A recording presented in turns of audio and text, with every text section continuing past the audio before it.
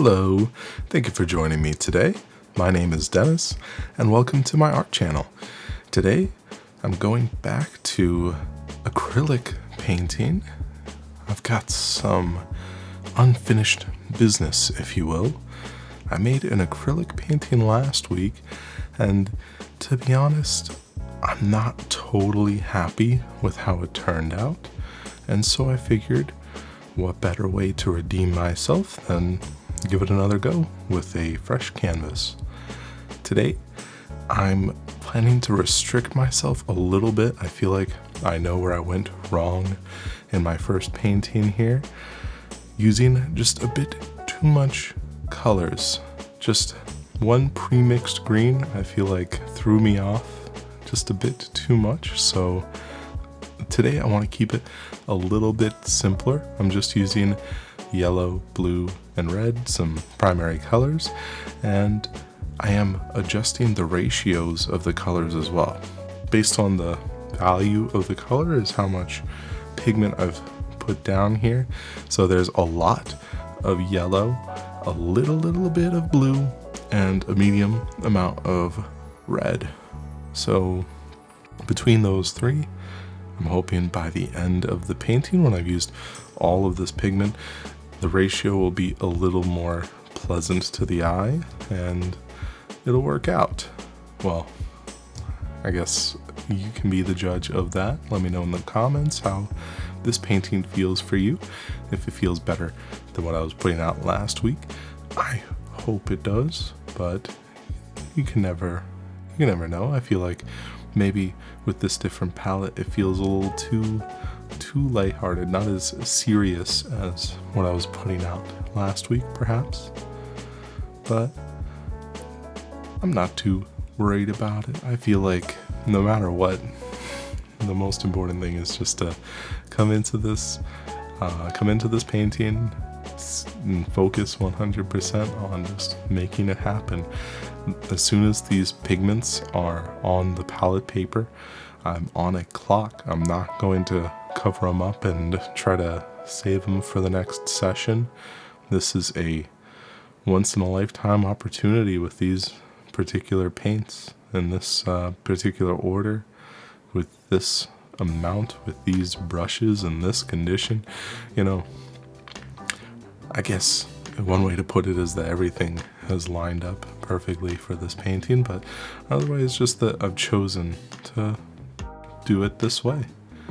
I feel like I'm hoping that these adjustments to the parameters and some of these lessons that I've learned from my last painting just last week will hopefully create a stronger end product. Something that feels a little more,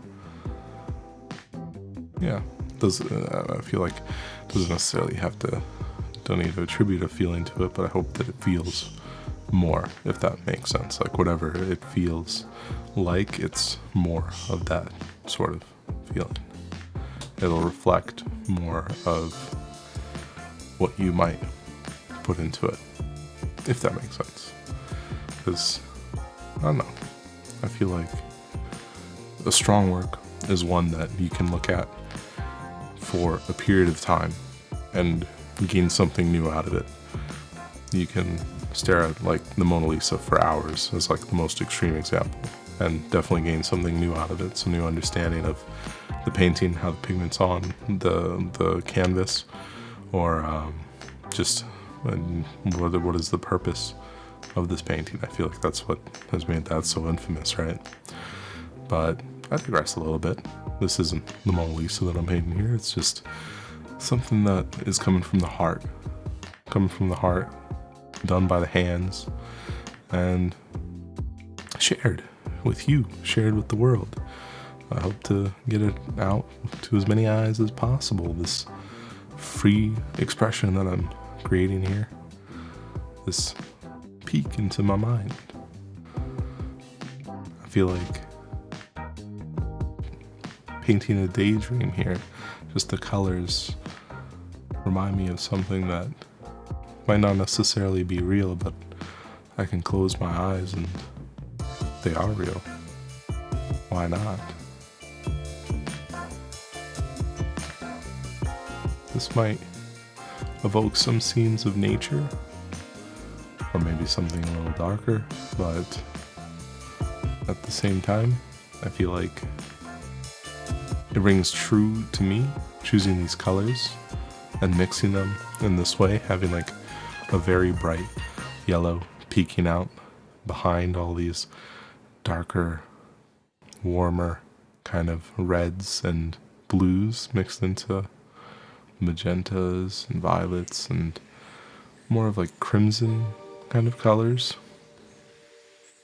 As I progress on the painting, I'm also mixing down on the palette, and these colors start to combine into more neutral kind of colors, the browns, not so much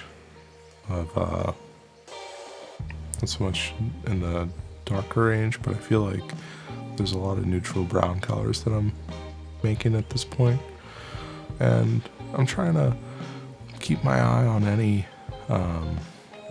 kind of bare spots at this stage, anywhere that maybe feels like the painting's not quite finished. There's just bare canvas peeking through. I don't like bare canvas. I feel like I talk about it a lot, but it definitely is a pet peeve of mine when it comes to painting. I do want every nook and cranny covered with paint.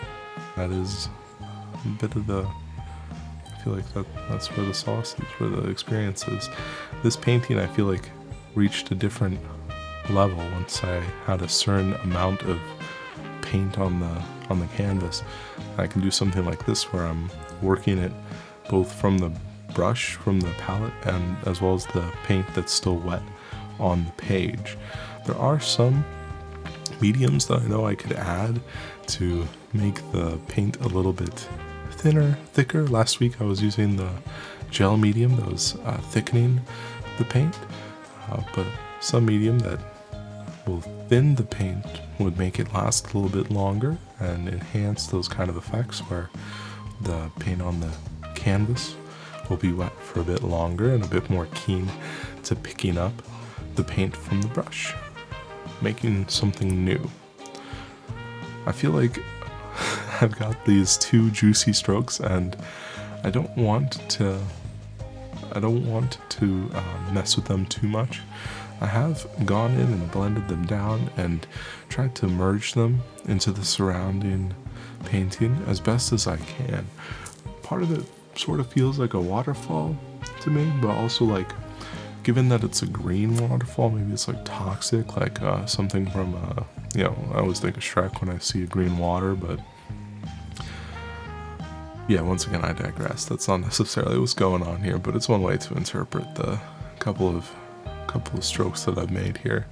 I feel like, honestly, like seeing it now, it reminds me of some of the work that I made years ago in school, and I'm really, honestly, kind of happy that I naturally came back to this kind of stroke. I feel like it was a bit of a signature kind of feeling on some of my paintings in the past, and maybe I'll be bringing that back to my current work as I head back into these thicker painting mediums rather than the thin, ethereal watercolor. Not to say I won't be doing watercolor, but this is just a nice little hiatus and bit of a learning experience, going back into something with a heavier pigment. I really feel like last week was a challenge, and I really learned a lot by going back into it and just throwing myself into the medium. I feel like I overused the white and used the gel unnecessarily. Like, I didn't really gain too much meaning in the painting versus the price of just kind of wasting the materials and not feeling like it's getting to where I actually wanted it to. I do prefer this being that pure pigment pure colored pigment, but maybe I'll add that zinc white next time and not be so afraid of getting it to be a bit more, add more of those muted colors. I feel like the white makes any color more neutral when it comes to acrylics, at least. Acrylics and oils, it works. I feel like when you blend it a lot, it becomes more neutral, and I feel like it's a good thing, but has to be used sparingly. I don't like to see the plain white pigment onto the canvas, at least not anymore. But yeah, here's some close-ups of the painting. You can see those big wide strokes that divulge into some finer, smaller kind of tiny little brush marks, more mark making kind of spots rather than pure strokes. But yeah, thank you so much for joining me in this process. Please let me know in those comments down below what you think of the painting. And yeah, I hope you have a lovely weekend. Take care. Peace out.